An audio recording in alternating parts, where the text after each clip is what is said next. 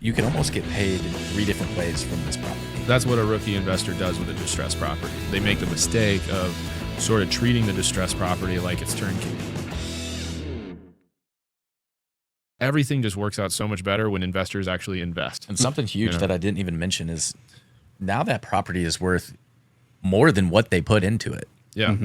They put 50,000 into it, but the ARV is probably, all said and done, 75 higher. Yeah. So yeah, there's an ROI. There's always like those the two forms of math that are taking place. There's, you're going to put this amount in, and this is going to help your cash flow by X amount with an increased rent rate.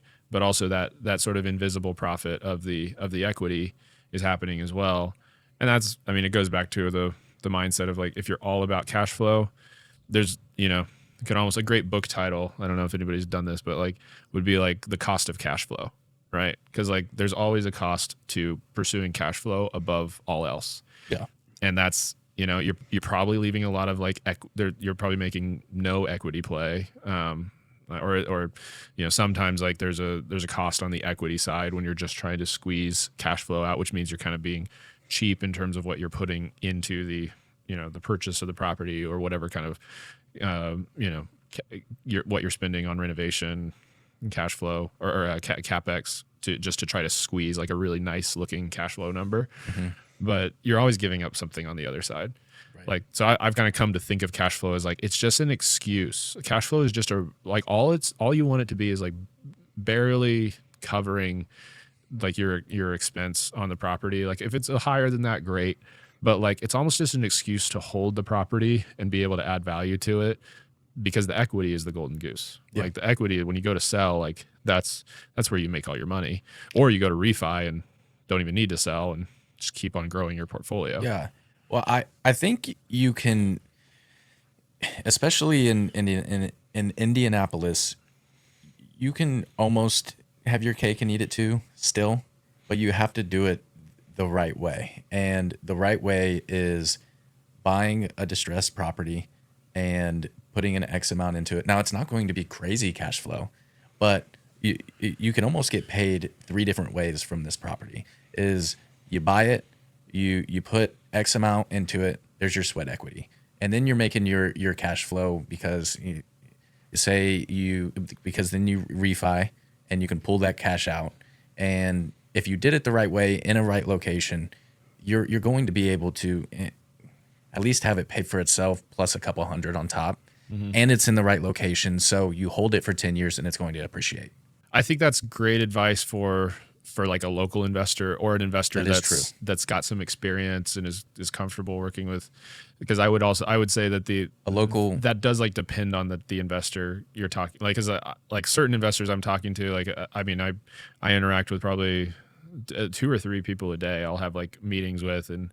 I'd say probably 80% of them are from out of state. They're in New York, they're in California, and they'll be like, I want to buy a distressed property. I want to do value add. And I was like, have you ever overseen a renovation? No, this would be the first one. Okay. Yeah. I can connect you with contractors. I can kind of walk you through the steps. But there are definitely certain investors I talk to where I'm really like, you got to go for something turnkey.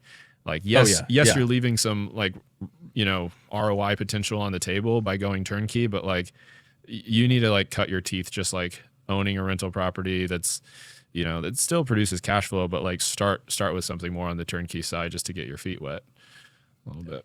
Because we all know from the property management side that the cost of that deferred maintenance is just creeping up and up. So you might be just looking at cash flow and ignoring the maintenance. But meanwhile, that invoice is, or at least the estimate is going from $5,000 to $6,000 to $7,000. Well, and that's what a rookie investor does with a distressed property. Is they make the mistake of sort of treating the distressed property like it's turnkey, and they'll like that maybe they'll get a quote. They'll go get 3 quotes from contractors. 2 of them come in at $50K. One of them comes in at $30,000. Which one do you think they're taking?